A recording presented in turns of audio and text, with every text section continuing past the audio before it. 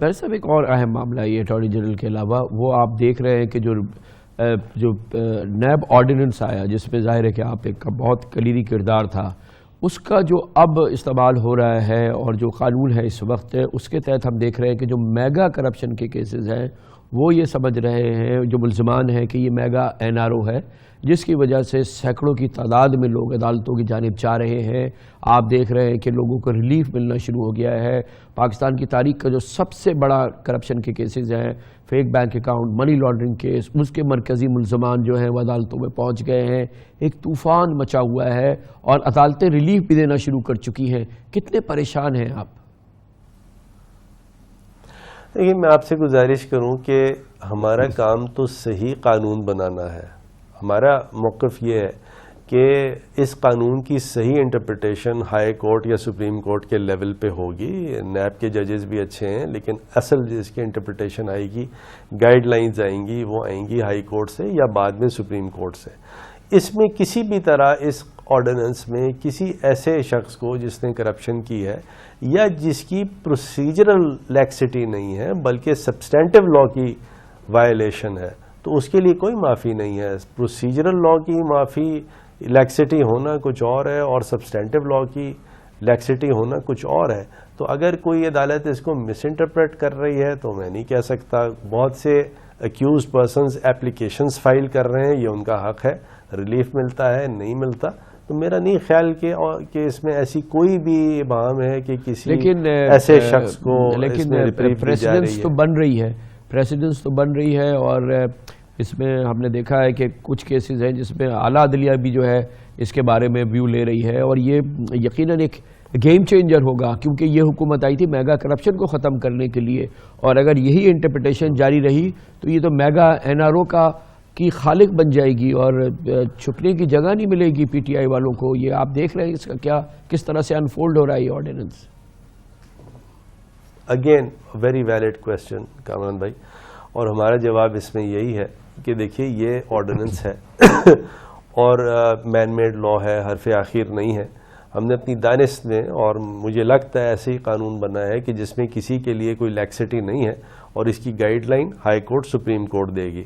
اور اگر high court اور سپریم کورٹ جب یہ ذمہ داری کے طور سے ہائی کورٹ اور سپریم کورٹ ہی انٹرپریٹیشن آفر کرتی ہیں، ان کے فیصلہ کوئی جب آتا ہے تو ہم پھر کسی نتیجے پہ یہ پہنچ سکیں گے کہ اس قانون کو ایسے رکھنا ہے یا امینڈ کرنا ہے، کیونکہ اس میں انٹینشن این آر او دینا بالکل نہیں ہے۔ انٹینشن یہ ہے کہ نیب کی اگر کوئی ابیوز ہے تو وہ ختم کی جائے، لیکن اگر کوئی کسی نے کرپشن کی ہے، نیب اس میں لیکسٹی نہیں ہو، نیب کی پاورز کم نہیں ہو، نیب کے دانت کو کم نہ کیا جائے، تو اس طرح کوئی بھی انٹینشن اس کا لیکن اب آپ کو یہ پروف کرنا ہوگا نا اعلیٰ عدلیہ میں کہ جن لوگوں کو ریلیف ملا ہے اعلیٰ عدلیہ جو ہے وہ اس کو ڈسمس کرے تاکہ آپ کی پوزیشن جو ہے وہ ریسٹور ہو۔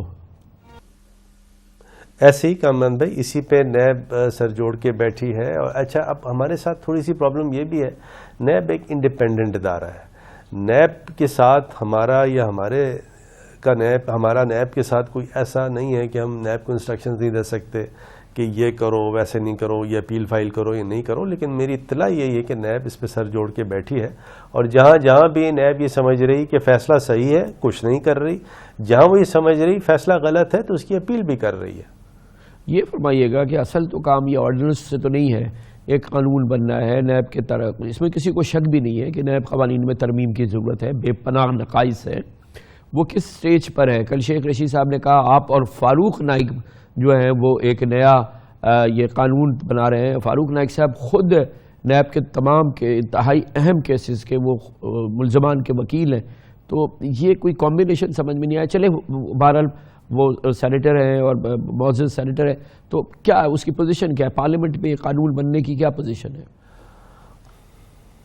وہ کامران بھائی ایسا ہے کہ وہ فاروق نائک یا فروغ نسیم اسپیسیفک نہیں ہے، وہ اس طرح ہے کہ کیونکہ میں لا منسٹر ہوں اور کیونکہ ہم نے اپوزیشن کی جماعتوں سے مشاورت کرنی ہے، تو پیپلز پارٹی کی طرف سے جن صاحب کو آگے کیا گیا ہے وہ فاروق نائک صاحب ہیں اور شیری رحمان صاحبہ ہیں اور نوید قمر صاحب ہیں، یہ 3 لوگ ہیں۔ جہاں تک پی ایم ایل این ہے اس کی ٹیم تھوڑی سی زیادہ بڑی ہے. اس کے اندر خواجہ آصف صاحب بھی ہیں, ایاز صادق بھی ہیں, خواجہ سعد رفیق بھی ہیں, رانا ثناء اللہ صاحب بھی ہیں, اور ایک دو لوگ اور میں بھول رہا ہوں وہ بھی ہیں. اور پھر اس کے ساتھ ساتھ ان دونوں سے مشاورت بھی ہے, اور ان کے جو ریپس ہیں ان کے ساتھ ان کی ایک لمبی لسٹ ہے, سمجھے وش لسٹ ہے, جو کہ میں نے ان کو کہا بھی ہے کہ ہم وہ ساری وش لسٹ آپ کی پوری نہیں کر سکتے. بہرحال یہ کوئی بھی قانون جو ہے وہ ارتقاء کے مرحلے سے گزرتا ہے, اور نیب میں ہمیں امینڈمنٹس شاید کچھ مزید کرنی ہے یا کچھ واپس لینی ہے, اس کا کوئی حتمی فیصلہ نہیں ہوا. بہرحال کنسلٹیشن کا پروسیس از آن گوئنگ. مگر ایک مدت تو ہے نا, ورنہ یہ نیب آرڈیننس ایکسپائر ہو جائے گا اور اب آئین میں یہ گنجائش نہیں ہے کہ آپ اس کو لامتناہی چلیں, اور پھر ہم بیک ٹو اسکوائر ون بھی ہونے والے ہیں اگر یہ قانون نہیں بنتا ہے تو. بالکل آپ نے صحیح فرمایا. میرے خیال میں اس کے اندر پہلے تو ڈیلے اپوزیشن کی طرف سے تھی, ان کو 2-3 دن کے اندر ایک جوائنٹ اپنا ڈرافٹ دینا تھا. انہوں نے کوئی 5-6 ہفتے لگائے اور اس کے بعد بھی اپنا جوائنٹ ڈرافٹ نہیں دیا, بلکہ اپنے الگ الگ ڈرافٹ دیے. پی ایم ایل این کا الگ ڈرافٹ ہے, پیپلز پارٹی کا الگ پروپوزل ہے. تو یہ جو پہلے جو 5-6 ہفتے تھے تو ڈیلے ان کی طرف سے ہے. بہرحال یہ تمام چیزیں سر جوڑ کے بیٹھے ہیں, دیکھ رہے ہیں, مشاورت ہے, اس کو آپس میں بھی ہے, ریسرچ بھی ہے, اور بہت جلدی اس کا کوئی نہ کوئی ایک فائنل ڈرافٹ سامنے ضرور آئے گا. فاروق صاحب بہت بہت شکریہ. ایکچولی ہمیں اب